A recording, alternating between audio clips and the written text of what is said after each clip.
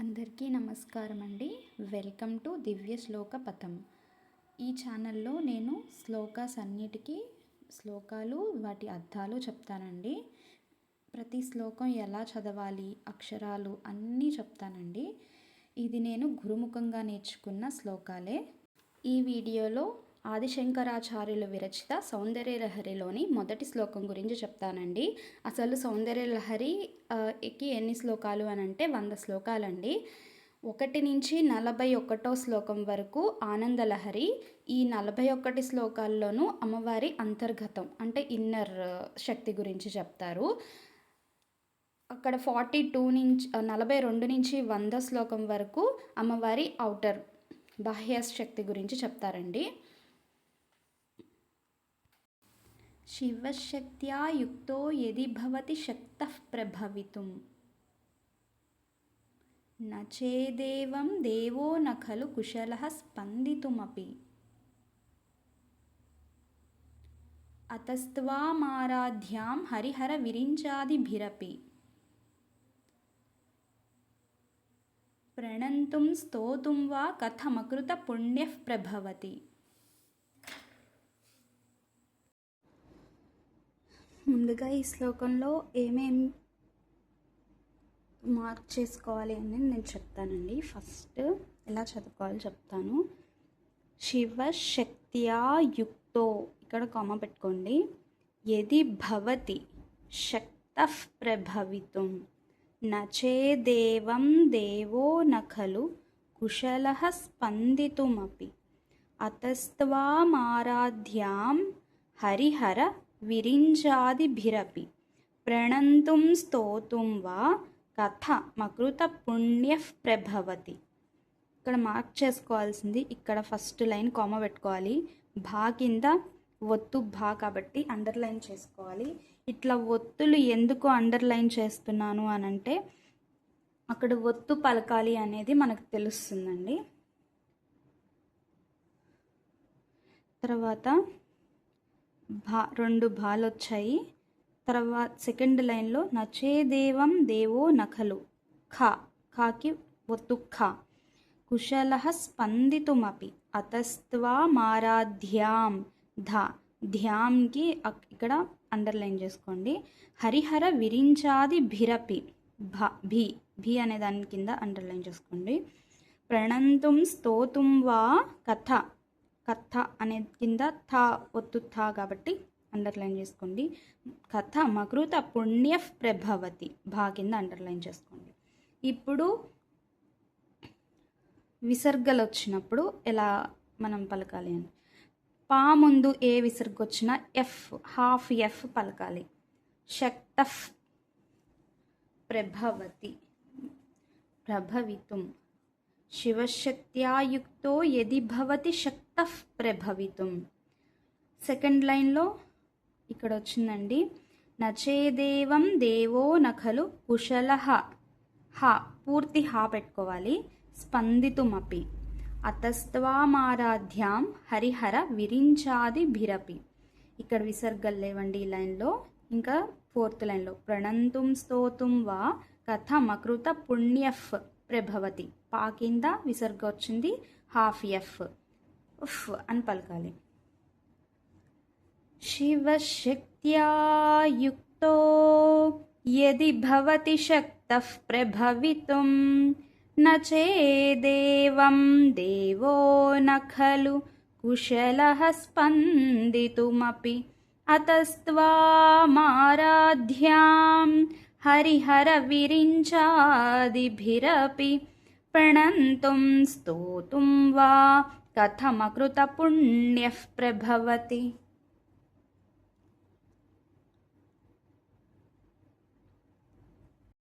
ఒత్తులు ఇట్లా ఒకదాని తర్వాత ఒకటి వచ్చేదానికి చదవడం కొంచెం కష్టంగా ఉంటుంది కదా కొంతమందికి. దీని గురించి చెప్తానండి. ఫస్ట్ లైన్లో ఏమున్నాయంటే కొన్ని చోట్ల ఇలా విసర్గ ఉంటుంది, అక్కడ కూడా హాఫ్ ఎస్ వస్తుంది. సో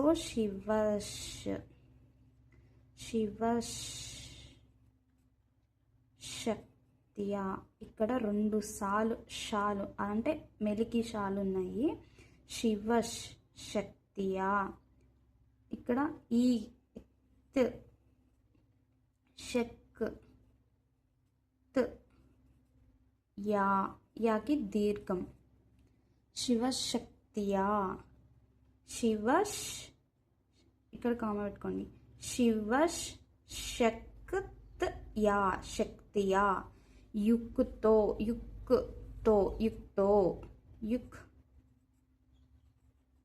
తో యది భవతి షక్ షక్ తఫ్ తఫ్ ఎఫ్ ఉంది కదా ఇక్కడ ఈ ఒక్కదానికే పక్కన రాశాను. ప్రభవితుం ఒకవేళ మీ దాంట్లో ఇలా శ్లోకం లాగా రాసుకోవాలి అనుకుంటే ఇలా విడమర్చి రాసుకోండి, ఇంకా చదవటానికి ఈజీగా ఉంటుంది. నచే దేవం దేవో నఖలు కుశలః స్పందితుమపి ఎస్ హాఫ్ ఎస్ స్ప స్ప అందితుమపి స్పందితుమపి అతస్త్వా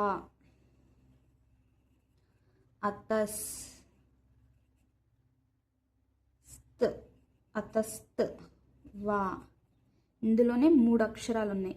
స్త్ వా మారాధ్యాం ధ్యా ధ్యా పెట్టుకోవాలి కదా. మారాధ్ వత్తు ధ మారాధ్ యాం యాకి దీర్ఘం ఇక్కడ 0 యమ్ము పలకాలి. హరిహర విరించాది భిరపి ప్రణంతుం ప్ర అనేది తెలుస్తుంది మీకు. ప్రణంతుం sto ఎస్ తో స్తోతుం వా కథ మకృత పుణ్యఫ్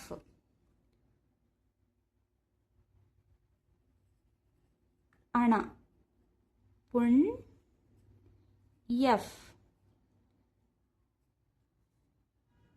ఎఫ్ ప్రభవతి. దీంట్లో సున్నాలు ఎలా పలకాలో అనేది ఇంకొకసారి చెప్తానండి. ఫస్ట్ లైన్లో సున్నాలు లాస్ట్. ప్రభవితుం ఎం మీరు ఇంగ్లీష్లో కూడా రాసుకోవచ్చు, ఎం అని రాసుకోవచ్చు, ఇలా ఎం అని కూడా రాసుకోవచ్చు. ఎం నచే దేవం ఎం దేవో నఖలు కుశలః స్పన్ ఎన్ పెట్టుకోవాలి. దా కింద ముందు 0 వస్తే ఎన్ అని పెట్టుకోవాలి. స్పందితుమపి అతస్త్వా మారాధ్యాం అక్షరం అంటే ఎండింగ్ వచ్చేసరికి మనం ఎం అని వస్తుంది. ఎక్కడ ఎండింగ్ వచ్చినా దానికి ఎం అని వస్తుంది. ఇక్కడ కూడా అంతే కదా. ఈ పదానికి ఎండింగ్ 0 కాబట్టి ఎం అని వస్తుంది. అట్లాగా దీనికి కూడా. హరిహర విరించాది భిరపి చాకి ముందు ఎన్ వస్తుంది. ఇవి ఎన్నలు ఎమ్మలు ఎందుకు వస్తాయి అనేది నేను తెలుగు చెప్పినప్పుడు చెప్తానండి. ప్రణంతుం అంటే ఇక్కడ తాకి ముందు 0 ఎన్, ఇట్లా ఎమ్ము ఎన్ను ఇలా పెట్టుకోండి. ఎన్ను మీకు తెలుస్తుంది కదా. ఇలా ఎం మా అని పెట్టినప్పుడు మీరు ఎం అని పెట్టుకోవచ్చు, అని పెట్టినప్పుడు ఎన్ అని పెట్టుకోవచ్చు. మీకు ఏది ఈజీగా ఉంటుంది, ఏది తెలుస్తుంది అనుకుంటే అది పెట్టుకోవచ్చు. ప్రణంతుం స్తోతుం ఇక్కడ కూడా ఎం అండి. స్తోతుం వా అంటే ఈ అక్షరానికి ఈ పదానికి స్తోతుం అనేది లాస్ట్ పదం కాబట్టి ఈ వా అనేది సపరేట్. ఇక్కడ స్పేస్ ఇచ్చారు కదా, అందుకని ఇక్కడ ఎం వచ్చింది. కథ మకృత పుణ్య ప్రభవతి ఇంక ఇక్కడ 0 లేవు. ఇలా 0 విసర్గలు ఇక్కడ మనకి ఇవి ప్రాణాక్షరాలు అంటారు. ఇలా ఒత్తులు పలకాలి అనేది మనం గట్టిగా పలకాలండి. మన నాభి నుంచి సౌండ్ రావాలి. మనకి నాభి నుంచి మనకి వస్తేనే ఆ ఒత్తు పలికినట్టు ఉంటుంది. సో అందుకనే ఈ అండర్లైన్ చేసుకున్నాను. ఇలా మీకు అండర్లైన్ చేసుకోవద్దు అనుకుంటే, మాకు ఇంకా బాగా తెలియాలి అనుకుంటే ఇట్లా 0 పెట్టుకోవచ్చు. ఇక్కడ ఇలా రౌండ్ అప్ చేసుకున్నా సరే మీకు బాగా గుర్తుంటుంది. ఇప్పుడు దీన్ని తాత్పర్యం, అర్థము, ఇంకా ఇది ఎన్ని రోజులు చదవాలి, నైవేద్యం ఏం పెట్టాలి, ఈ నైవేద్యం ఎన్ని రోజులు చదవాలి అది ఆప్షనల్ అండి. మీకు ఏదైనా సమస్య ఉండి ప్రత్యేకంగా ఒకటే శ్లోకం నేను చదవాలి అని అనుకుంటే అలా చదవచ్చు. అలా అలా కాదు, మేము నార్మల్గా చదువుకుంటాము, నార్మల్గా కూడా మనం చదువుకోవచ్చు ప్రతిదీను. కాకపోతే ఏదైనా ఒక సమస్య వచ్చినప్పుడు ఆ సమస్య కోసం మనం ఏదైనా చేస్తాం కదా. ఇప్పుడు 7 శనివారాల వ్రతం ఒక కోరిక కోసం చేస్తారు. అలాగే వీటిల్లో కూడా మనకి శరీరంలో ఏదైనా సమస్య ఉన్నా సరే దానికి కూడా కొన్ని శ్లోకాలు ఉన్నాయండి దీంట్లో. సో దాని గురించి నేను ఎన్ని రోజులు చదవాలి అవన్నీ నా గురువు గారు చెప్పారు, నేను రాసుకున్నాను. కొన్నిటికి రాసుకున్నాను, కొన్నిటికి నాకు తెలియలేదు. అందుకని నాకు తెలిసినన్ని శ్లోకాలకి నేను నేర్పిస్తానండి, ఖచ్చితంగా నేను చెప్తాను. ముందుగా ఈ శ్లోకానికి అర్థం చెప్తానండి. ఆదిశంకరాచార్యుల విరచిత సౌందర్య లహరిలోని మొదటి శ్లోకం అండి ఇది. అమ్మవారి శక్తిని కీర్తిస్తూ శివుడు కూడా శక్తితో కూడితేనే సృష్టికి సమర్థుడవుతాడని, లేదంటే కదలలేడని ఈ శ్లోకం చెప్తోందండి. బ్రహ్మ విష్ణు మహేశ్వరులు కూడా నిన్ను ఆరాధిస్తారని, పుణ్యం లేనివారు నిన్ను ఎలా స్తుతించగలరు అనేది దీని అర్థం చెప్తారండి. అలాగే ఒక్కొక్క లైన్కి ఒక్కొక్క భావం అండి. శివశక్త్యా యుక్తో యది భవతి శక్తః ప్రభవితుం. పరమశివుడు పరాశక్తి అయిన నీతో అమ్మవారితో కూడి ఉన్నప్పుడు మాత్రమే సృష్టిని సృష్టించడానికి సమర్థుడవుతాడు. సెకండ్ లైన్, నచే దేవం దేవో నఖలు కుశలః స్పందితుమపి. ఒకవేళ నీతో కూడి లేకపోతే అంతటి దేవుడైన శివుడు కనీసం కదలడానికి కూడా శక్తివంతుడు కాడు.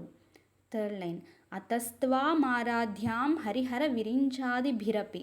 అటువంటి నీవు హరి అంటే విష్ణువు, హర అంటే శివుడు, విరించాది అంటే బ్రహ్మ మొదలైన దేవతల చేత కూడా ఆరాధింపబడిన దానివు అని మూడో లైన్ అర్థమండి. ఇప్పుడు 4వ లైన్, ప్రణంతుం స్తోతుం వా కథమకృత పుణ్యః ప్రభవతి. అటువంటి నిన్ను పుణ్యం లేనివారు ఎలా నమస్కరించగలరు లేదా స్తుతించగలరు? ప్రణంతుం అంటే నమస్కరించడం, స్తుతించడం అంటే స్తోతుం. క్లుప్తంగా ఈ శ్లోకం పరమశివుని కన్నా శక్తి అంటే ఇక్కడ అమ్మవారు యొక్క ప్రాధాన్యతను మరియు సృష్టిలో శక్తి యొక్క అవసరాన్ని నొక్కి చెప్తున్నారండి. శివుడు శక్తి లేకపోతే శవము వంటి వాడని ఈ శ్లోకం యొక్క తాత్పర్యం. అదే శక్తి మనలో కూడా కావాలి. ఈ శ్లోకాన్ని మనకు చెప్పడానికి కారణం మనం కూడా మనకి స్ట్రెంగ్త్ లేదు అని అంటే ఒక పెన్ను తీసి పక్కన పెట్టడానికి కూడా మనకి స్ట్రెంగ్త్ కావాలి. అది లేకపోతే మన చెయ్యి కూడా మనం కదపలేము. అటువంటి శక్తి మనకి కావాలి. మనం పొద్దునుంచి సాయంత్రం వరకు ఎన్నో పనులు చేస్తూ ఉంటాం. వాటన్నిటికీ మనకి శక్తి అమ్మవారు ఇస్తుంది కాబట్టి ఆ శక్తి కోసం అమ్మవారి ధ్యాన శ్లోకం అండి ఇది. సో ఈ ధ్యాన శ్లోకాన్ని మనం పఠించాలి. అండ్ ఇంకొక ముఖ్యమైన విషయం ఏంటంటే, మనం ఇంకేదైనా శ్లోకాన్ని చదివినప్పుడు కూడా, అంటే జపంలాగా చేసినప్పుడు కూడా ఫస్ట్ ఈ శ్లోకం ఒకసారి చదివి అప్పుడు మనం 108 సార్లు చదువుతామా 11 సార్లు చదువుతామా అనేది మనం ఏ శ్లోకం చదువుతామో అది చదువుకుంటామండి. ఈ శ్లోకం భార్యాభర్తల సఖ్యత గురించి కూడా పఠిస్తారండి. అంటే సంబంధం మంచిగా ఉండడానికి. అంటే ఎందుకు అనంటే ఈ శ్లోకంలో అమ్మవారు అయ్యవారు కలిసి ఉంటారు. కలిసి ఉంటేనే మనకి శక్తి అనేది వస్తుంది, ఓపిక అనేది వస్తుంది అనేది దీని అర్థం కదా. ఈ శ్లోకాన్ని 12 రోజులు 108 సార్లు కానీ 1 గంట 1 అవర్ కానీ జపం చేయాలండి. అది కూడా ఎర్లీ మార్నింగ్ 5కే స్టార్ట్ చేయాలి. ఆవు నెయ్యితో చేసిన అన్నం నైవేద్యంగా పెట్టాలి. లేదు అనంటే ఆవు నెయ్యితో చేసిన గారెలు నైవేద్యంగా పెట్టాలండి. అండ్ ఈ శ్లోకం చదవటం మూలంగా దేని మీద ఇంట్రెస్ట్ లేకపోవడం పోతుందంటండి. శివశక్త్యా యుక్తో యది భవతి శక్తః ప్రభవితుం న చేదేవం దేవో న ఖలు కుశలః స్పందితుమపి. అతస్త్వామారాధ్యాం हरिहरविरिञ्चादिभिरपि प्रणन्तुं स्तोतुं वा कथमकृतपुण्यः प्रभवति. ఇంతవరకు వీడియోని ఓపిక్గా చూసినందుకు థ్యాంక్ యూ అండి. నా మాటల్లో ఎక్కడైనా అమర్యాద ఉంటే క్షమించండి, సారీ. ఈ వీడియోస్ మీకు యూస్ఫుల్గా ఉంటే గనక లైక్ చేయండి. ఈ వీడియోలన్నీ చూసి శ్లోకాలు నేర్చుకోవచ్చు అనుకుంటే మీ ఫ్రెండ్స్ అండ్ ఫ్యామిలీ మెంబర్స్కి షేర్ చేయండి. మీరు నాతో ఏమైనా చెప్పాలి లేదంటే అడగాలి అని అనుకుంటే గనక కామెంట్ చేయండి. మరిన్ని భక్తి వీడియోల కోసం దివ్య శ్లోక పథంను సబ్స్క్రైబ్ చేయండి. సర్వే జనా సుఖినో భవంతు. గోమాతను పూజించండి, గోమాతను రక్షించండి. Thank you.